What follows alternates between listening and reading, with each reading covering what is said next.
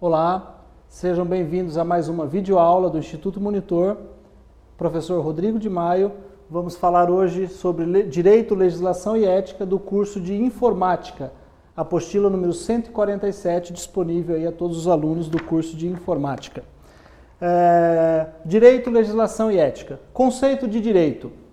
Direito é um conjunto de normas, regras, princípios, costumes, doutrinas, jurisprudências adotadas por uma determinada sociedade com o fim de estabelecer a organização e a paz, prevenindo e resolvendo eventuais conflitos, né? Imagine que se nós não tivéssemos aí essas regras, o caos que não viveríamos, né, na sociedade.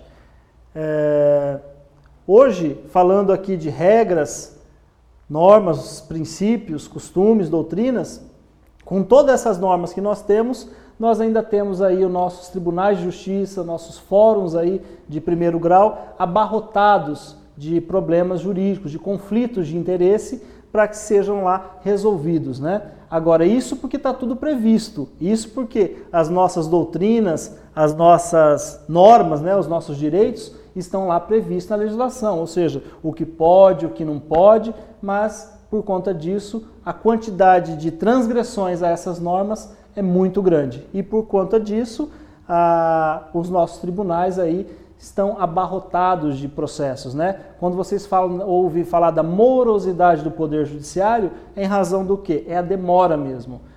Você consegue uma liminar. O que é uma liminar? É uma decisão judicial para ser cumprida em 24 horas. Eu, por experiência própria, já tive uma decisão dessa na minha mão para ser cumprida em 24 horas e só fui conseguir efetivar essa decisão 6 meses depois. Uma decisão que era para se conseguir em 24 horas. Era uma ação de despejo com medida liminar para sair em 24 horas.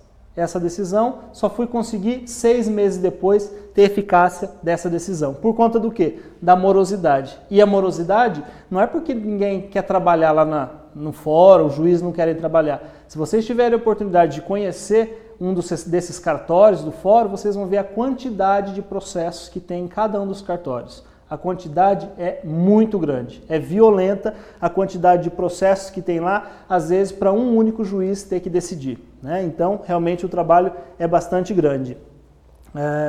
Com relação, vimos aqui o conceito de direito, né? Hoje, como nós estamos falando aqui do direito, hoje nós sabemos que o que paga uma dívida, você tem uma dívida, o que faz você pagar essa dívida? É o patrimônio, não é?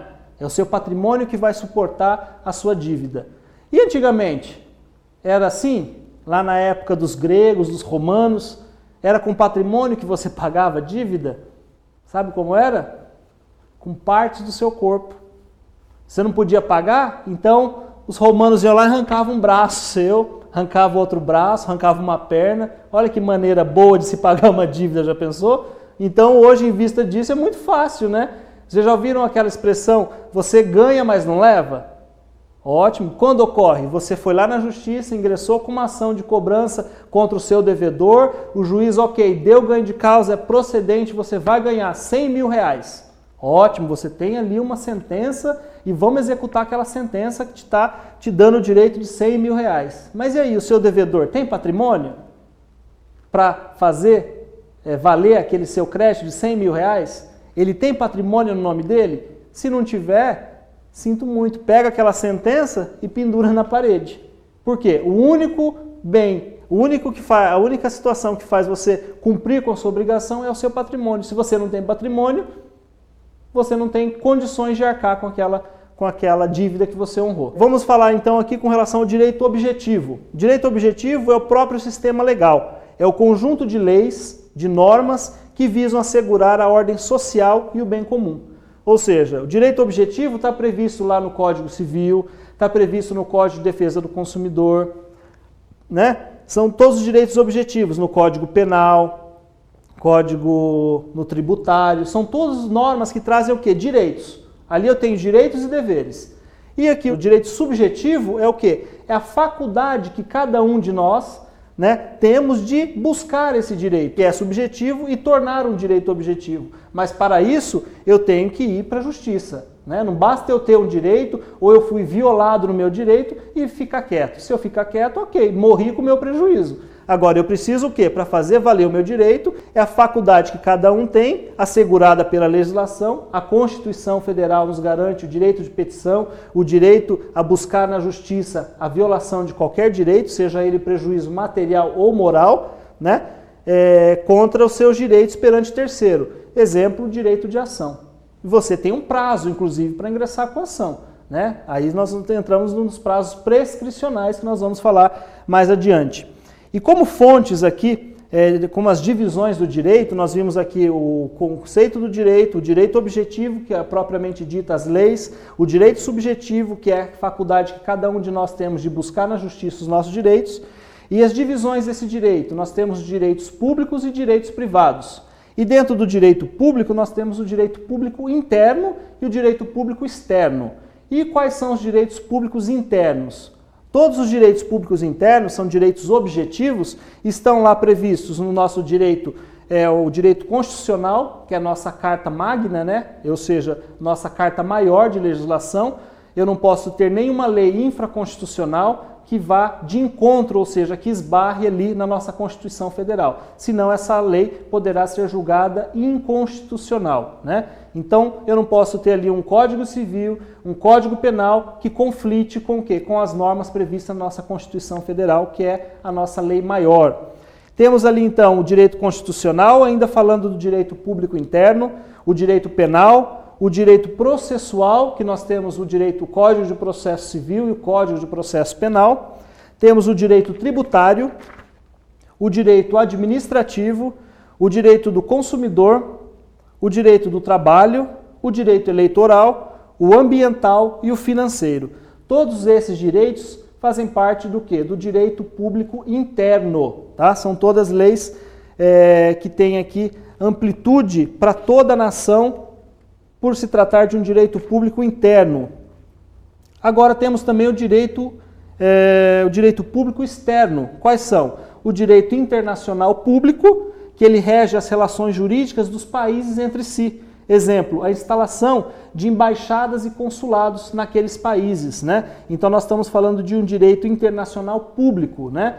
O Brasil tem interesse em montar uma embaixada lá nos Estados Unidos. Então é uma relação pública entre países que vai definir ali direitos e obrigações com relação àquela embaixada, aquele consulado que vai ser realizado lá naquele país. Então nós estamos falando aí do direito público internacional. E também temos o direito internacional privado, que ele disciplina as relações e negócios jurídicos internacionais ocorridas no exterior e em uma das partes, e quando uma das partes é o cidadão brasileiro. Então, quando nós estivermos falando aí de empresas que fazem importação e exportação, nós estamos falando do direito internacional privado, tá? Direito internacional público, a relação entre países, né? Vamos lembrar, embaixadas, né?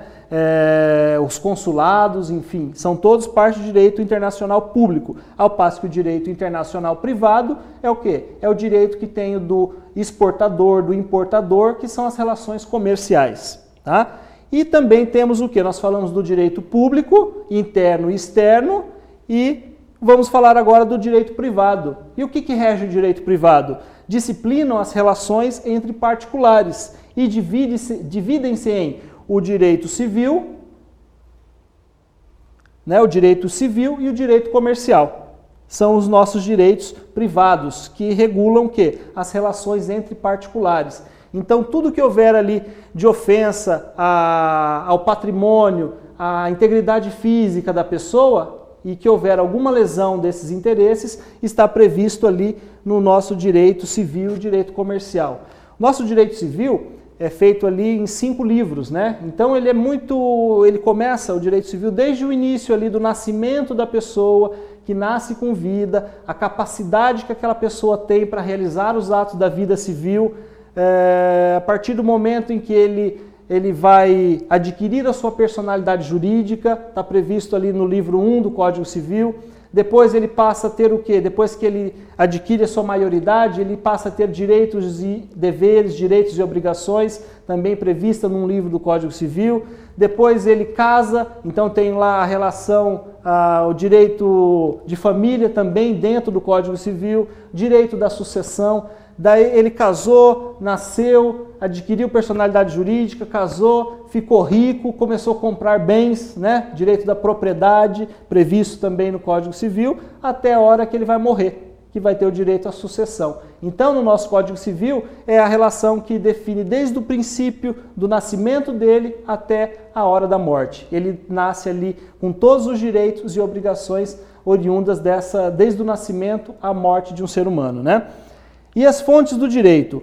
Nós temos ali como fontes diretas os costumes, que é a prática uniforme e constante repetição de determinado comportamento considerado correto e aceito como parte do direito. Ou seja, são as práticas habituais que o juiz pode aplicar na falta da legislação. Então, se chega para o juiz um determinado conflito que não esteja previsto em nenhum direito objetivo e não está previsto no nosso ordenamento jurídico, o juiz vai verificar o quê? Se é costume daquela relação jurídica, se há algum costume com relação àquilo. Se houver um costume, o juiz vai julgar com analogia pelos costumes que são realizados. Tá? Então, se eu não tiver legislação específica, o juiz vai julgar de acordo com os costumes e usos locais. Temos a lei propriamente dita, o nosso direito objetivo, são as fontes diretas de pesquisa, né? Então, se eu estou falando de um direito de propriedade, se o meu direito de propriedade foi lesado, eu vou buscar lá no direito civil. Se o meu direito como consumidor foi lesado, eu vou buscar no Código de Defesa do Consumidor, tá? E assim por diante, a lei propriamente dita, né? Que é a norma imposta pelo Estado, obrigatória em sua observância e cuja desobediência implica em uma sanção. E as fontes indiretas, né? As fontes diretas, costumes e a lei. E já as fontes indiretas, nós temos a doutrina e a jurisprudência. O que vem a ser a doutrina? É a interpretação que os estudiosos do direito fazem acerca das leis, em seus livros, pareceres, artigos científicos, né? Então vocês devem ter, quando vão em alguma livraria aí, vocês vão lá na parte de informática, por exemplo, tem uma série de autores lá sobre determinados assuntos da informática, né? Aqueles que vão falar sobre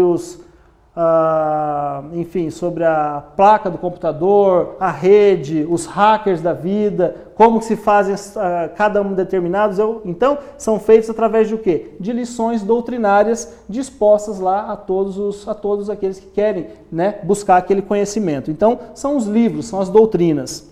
E temos também a jurisprudência. O que vem a ser a jurisprudência? É o conjunto de decisões de segunda instância, em que se aplicam as leis aos casos concretos. Um exemplo, você moveu uma reclamação trabalhista contra o seu antigo empregador, através de um advogado, e não satisfeito com a decisão, com a sentença de primeiro grau, o juiz de primeira instância, né, recorreu um recurso ordinário, fazendo subir sua causa para a segunda instância. A decisão do tribunal, composta por 3 juízes, porque a decisão de primeiro grau, ou seja, quando sai lá o primeiro juiz, é só ele que decide, né? Uma decisão monocrática. Agora, quando esse processo, esse assunto sobe em grau de recurso, esse assunto vai ser analisado por 3 juízes. Então, é um colegiado que vai analisar aquela situação. E uma vez decidido isso em segunda instância, passa a ter eficácia de caso concreto, né? Então, a jurisprudência são todas as decisões de casos concretos, submetidas ao Poder Judiciário, né, aos tribunais de justiça. E uma vez decidido no Tribunal de Justiça de uma determinada forma, o mesmo tribunal não pode decidir contrária a uma norma que ele mesmo deu em outros casos. Então a jurisprudência, ela serve de base para cada caso concreto. Então, se eu estiver falando de um acidente de trânsito, eu tenho lá jurisprudências que vão tratar desse assunto. Se eu estiver falando de compra e venda de imóveis, se eu estiver falando de um dano, de um direito à propriedade intelectual, de informática, alguma coisa nesse sentido, se o tribunal já tiver se manifestado com relação a esse assunto, é o que tem que se prevalecer. Tá? O mesmo tribunal não pode julgar diferente daquilo que ele já decidiu sobre o mesmo caso em casos diferentes, né? Ou seja, para outras pessoas. Conceitos gerais de fato jurídico, nós temos ali diferença entre bem e coisa. A coisa é sempre um bem material, né? Os bens nem sempre são uma coisa, eis que podem ser imateriais, impalpáveis. Um exemplo do que é um bem impalpável, você compra um apartamento na cobertura de um edifício e um apartamento lá no térreo. Qual é mais barato? O do térreo, com certeza. Por que que o da cobertura é o mais caro? E não só o da cobertura, porque quando vocês vão em alguns lançamentos aí de imóveis, os preços começam assim, do primeiro ao segundo andar ao pavimento, custa X, do terceiro ao quarto Y, do terceiro ao quinto e vai subindo. Então o último, a cobertura, sempre vai ser mais cara. Por quê? O que você vai estar pagando ali? Por um bem impalpável, né? Por um bem imaterial, qual seja a visão.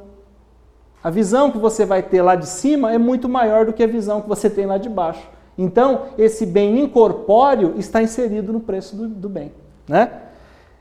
Vamos ver ali também na nossa apostila número 147, os assuntos sobre o bem de família, previstos nos artigos 1711 e 1722 do Código Civil. Vamos ver também prescrição e decadência. O que vem a ser esses institutos? Para eu fazer valer, eu tenho direito, nós vimos o conceito de direito, eu tenho um direito objetivo e tenho o meu direito subjetivo. Para eu alcançar o meu direito objetivo, eu tenho que ingressar o quê? Com uma ação. Só que para eu ingressar com essa ação, o artigo 206 do Código Civil me traz um rol taxativo de prazos prescricionais. O que vem a ser isso? Se eu entrar uma ação de cobrança, por exemplo, de honorários, eu tenho um prazo de 5 anos para ingressar com essa ação. Se eu passar 5 anos e 1 dia e for bater lá na porta da justiça, o juiz pode declarar de ofício a prescrição do meu direito. E se prescrever o meu direito de ação, logo eu perdi o meu direito.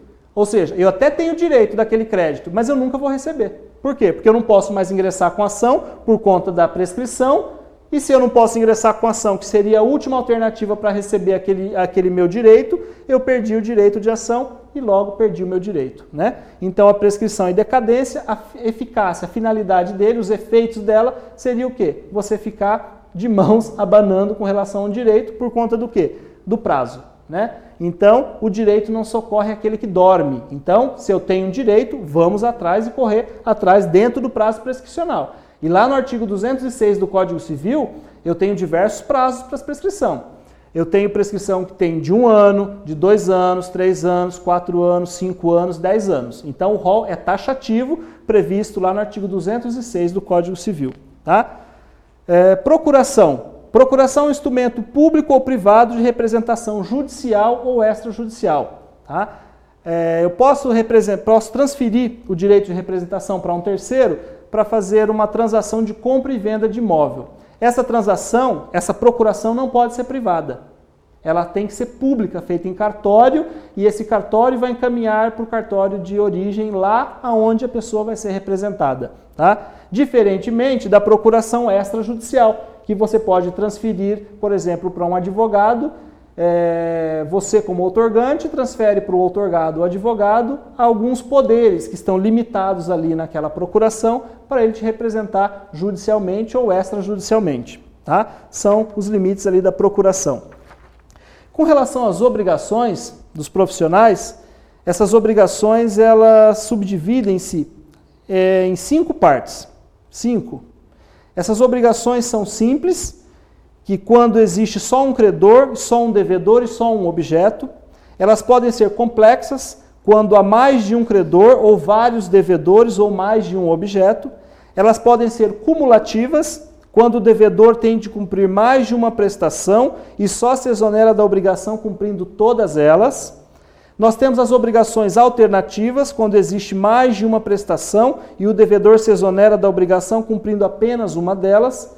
E as obrigações solidárias, né? Quando há uma multiplicidade de credores e de devedores, sendo que cada credor pode cobrar do devedor a obrigação em sua totalidade, devendo, posteriormente, se entender com os demais credores. Quando houver solidariedade de devedores, a prestação pode ser exigida em sua totalidade de qualquer um deles, ficando o credor o que saldar a sua dívida a cobrar dos outros co-obrigados na sua obrigação. Então, se eu tenho lá 5 devedores, eu posso cobrar 100 mil reais de um só deles. Depois eles se resolvam lá entre eles para dividir a obrigação com os demais. Temos também com relação às obrigações que são de resultado e as obrigações que são de meio, ou seja, as obrigações de fim. Com relação às obrigações de resultado, eu dou um exemplo aqui do profissional da área de corretagem imobiliária. O corretor de imóveis, a obrigação dele é de fim, é de resultado. Por quê? O contrato de corretagem é um contrato acessório. Então ele depende do contrato principal para ter direito dos seus honorários. Qual é o contrato principal? O contrato de compra e venda realizado, levado a registro. O contrato de locação realmente assinado entre as partes e feito o negócio jurídico. Nasce então o direito do corretor receber os seus honorários. Então, contrato de obrigação de fim, obrigação de resultado. Já a obrigação de meio, um exemplo que eu tenho aqui, por exemplo, é o do advogado, que ele não tem obrigação de resultado, ele tem obrigação de quê? De utilizar de todos os meios legais para chegar àquela determinada pretensão do seu cliente. Mas o resultado não depende dele, o resultado vai depender de uma interpretação à legislação feita por um juiz de direito. Se não for benéfica, se não for favorável ao seu cliente, você tem o quê? Outros mecanismos para ingressar com um grau de recurso para a segunda instância e para o tribunal e lá ser apreciado por 3 juízes, né? Em grau de segunda instância, em grau de recurso, e lá essa decisão pode se tornar o quê? Uma jurisprudência, tá ok? Então, obrigação de fim e obrigação de resultado. Para exercer os seus direitos, nós vimos aqui prazo prescricional, direitos, direito objetivo e o direito de ação. Qualquer um pode ingressar com ação? O direito constitucionalmente garantido diz que qualquer cidadão pode ingressar com ação, mas existem requisitos para isso. Quais são? Entre eles, legitimidade de parte. As partes têm que ter em si uma relação jurídica, né? Se eu comprei um carro do Fernando, eu não posso entrar com uma ação contra a Maria. Eu tenho que entrar contra ele, porque foi ele que assinou lá o contrato vendendo para mim. E assim, se for com uma moto, se for com uma casa, né? Enfim, qualquer bem é a relação jurídica que foi estabelecida aquele vínculo. Então, a legitimidade de parte, só eu, devedor, ou só eu, credor, posso discutir aquela demanda. Interesse de agir é um outro requisito. A parte requerente deve ter um direito violado ou ameaçado efetivamente. Então, a partir do momento que o meu direito foi ameaçado ou já foi lesionado, eu tenho interesse de agir. Se eu tenho capacidade para entrar com ação e eu tenho também o outro requisito, que é o quê? Possibilidade jurídica do pedido, eu ingresso com ação que vai estar fadada lá a procedência ou improcedência do meu pedido. Mas eu tenho que ter os requisitos de validade, que são legitimidade de parte, interesse de agir e possibilidade jurídica do pedido. Vocês vão verificar também com relação à capacidade civil, que ela começa a ser plena a partir dos 18 anos, né? A capacidade relativa, que ela é entre os 16 e os 18 anos, caso a pessoa não tenha sido emancipada, e a incapacidade absoluta é aquelas realizadas entre os menores de 16 anos. A título de exemplo, um menino de 12 anos pode fazer parte de uma relação de compra e venda de imóvel? Ele pode ser ou comprador ou vendedor? Pode. De 15 anos, incapacidade dele é absoluta. Logo, ele tem que ser representado pelos pais, ou tutores ou curadores. Tá? Se ele tiver 16 ou 17 anos, ele pode? Também pode, mas neste caso ele tem que ser o quê? Ele tem que ser assistido pelos seus pais, tutores ou curadores. Ao passo que, a partir dos 18 anos, ele tem a sua capacidade plena e aí ele pode fazer todos os atos da vida civil. Também temos lá na nossa apostila a cláusula de arbitragem, que é aquela cláusula que você coloca num contrato que você tira a competência do Poder Judiciário de apreciar aquela demanda. Ou seja, quando você coloca a cláusula de arbitragem, somente um árbitro pode resolver aquela demanda. Não adianta você colocar uma cláusula lá de arbitragem num contrato de compra e venda ou num contrato de locação e pegar esse contrato e ir lá na justiça e pedir para um juiz analisar o caso. Ele vai se declarar incompetente em razão da cláusula de arbitragem e vai pedir para que seja encaminhada a uma das câmaras de arbitragem. Por quê? Porque no contrato você tirou a competência do Poder Judiciário de apreciar a sua relação jurídica. Com relação ao direito do consumo, né? nós vamos verificar ali também na nossa apostila as fontes do direito do consumidor, né? Que nós vimos também que são os costumes, que nós já falamos, temos a lei, a doutrina, a jurisprudência, a legislação toda, que é o direito do consumidor, né? Disponível aí a todos nós, Código Civil também está previsto, mas a relação de Código Civil e relação de consumo, eu costumo diferenciar pelo seguinte: quando que é uma relação de consumo e quando é uma relação civil? Tenho um carro, comprei um carro da concessionária, carro zero, comprei da concessionária. Qual é a relação? Relação de consumo. Acabei de adquirir como destinatário final aquele produto. Então, comprei um carro zero da concessionária ou comprei um apartamento na planta, é um direito de consumo. Tirei da concessionária e agora vou vender para um terceiro aquele carro. Já não é mais uma relação de consumo, é uma relação civil regulada pelo Código Civil e não mais pelo Código do Consumidor, que regulamentaria o quê? A aquisição que eu fiz direto com a concessionária ou com a incorporadora, tá ok?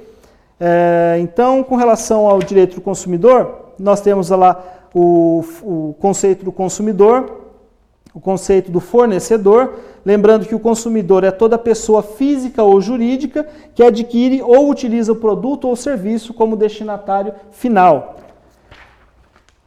O profissional autônomo é um fornecedor de serviço? É. Profissional liberal. Então ele está afeto ao quê? Ao Código de Defesa do Consumidor. O advogado, ele vende o quê? Serviço. O corretor de imóveis vende o quê? Serviço. O profissional da área de informática, ele vende o quê? Serviço. Então, se ele vende serviço e quem adquiriu como destinatário final, ele vai ingressar pedindo, né, o seu pleito na ação com base na fonte do direito do Código do Consumidor. E quais as vantagens do Código do Consumidor? Uma delas, inversão do ônus da prova. O que vem a ser inversão do ônus da prova? No Código Civil diz que o ônus da prova compete àquele que alega, ou seja, aquele que alega é eu que estou indo buscar na justiça um direito que eu pretendo. Então, se eu pretendo esse direito, eu tenho que provar que eu tenho esse direito. Já no direito do consumidor, a inversão do ônus da prova significa que eu não preciso provar nada, basta eu alegar para o juiz que ocorreu aquele fato. E compete ao fornecedor do serviço ou ao fornecedor do produto provar que não me causou aquele prejuízo. Então basta o quê? Eu alegar aquela situação em juízo. Então temos ali também os serviços, produtos, prazo para reclamação, prazo de 30 dias, prazo de 90 dias, para os vícios de fácil constatação, para aqueles vícios ocultos, né? Os direitos básicos do consumidor, lembrando o direito à indenização, lembrando também que a oferta do produto vincula ao produto, né? Então, prestar muita atenção aí naquelas ofertas, as propagandas que são feitas com determinados produtos, que vincula sim ao produto. Então, se você fizer uma propaganda que lese ou que induza o consumidor a uma interpretação benéfica para ele como consumidor, uma vez que isso seja discutido na justiça, será favorável essa ação ao consumidor por ele ser o quê? A parte hipossuficiente da relação jurídica, né? E ali nós temos também, importantíssimo aqui para o curso de informática, os softwares e os direitos autorais, né, previstos também ali na nossa legislação civil. Nós falamos ali da pirataria, dos crimes, né, da pirataria corporativa, os crimes e das penas, a comercialização ilegal desses programas, a utilização de software sem licença de uso, né, a legislação que trata específico dessa matéria. Eu tenho uma lei específica, que é a Lei 9.609, de 98, que trata exatamente desses assuntos. Na nossa apostila eu tenho, inclusive, aqui determinando os artigos, falando sobre cada um deles, a disposição final, as penalidades, as infrações. E também as ameaças da proteção da internet, né, os hackers. Temos ali um estudo também falando a divisão hierárquica desses hackers. Tem alguns nomes técnicos aqui, as motivações, a experiência, o proveito próprio, vingança, o que leva, né, a curiosidade, o aprendizado, a busca por aventuras, a espionagem industrial. Então, tudo isso daqui estão previstos aqui nessa legislação. Ameaças aos sistemas de segurança de uma empresa, Então, também, por fim, a prevenção de acidentes de trabalho. Né? Nós vamos verificar ali com relação aos choques que podem ocorrer com o corpo humano, até que limite o corpo humano suporta uma carga elétrica, né? O choque elétrico, as implicações jurídicas, os primeiros socorros, as dicas de prevenção de cada uma delas, os acidentes de trabalho, os EPIs, né?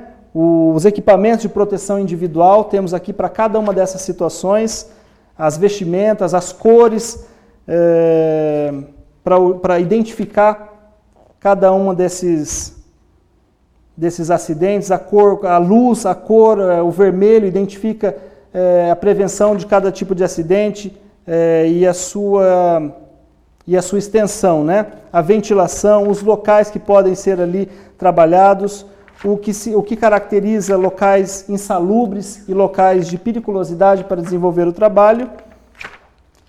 E, por fim, também a ética profissional, o estudo da ética, né? Temos ali a diferenciação do que vem a ser a ética, o direito e a moral. E, para finalizar, aqui eu deixo para vocês a lei de ouro da ética, que eu sempre digo, a atitude proativa. Se você quer ser tratado de uma determinada maneira, então passe a tratar o outro daquela maneira com que você gostaria de ser tratado. E uma atitude passiva é, não faça para o outro aquilo que você não gostaria que o outro fizesse para você.